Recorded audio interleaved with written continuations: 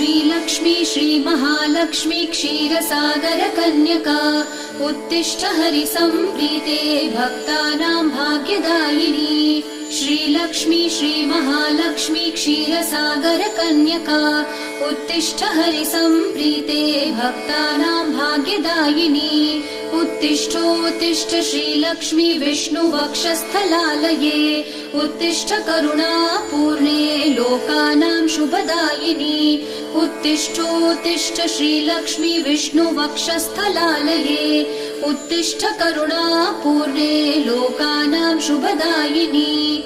श्रीपद्ममध्यवसिते वरपद्मनेत्रे श्रीपद्महस्तचिरपूजित पद्मपादे श्रीपद्मजात जननी शुभपद्मवक्त्रे श्रीलक्ष्मी भक्तवरदे तव सुप्रभातम्।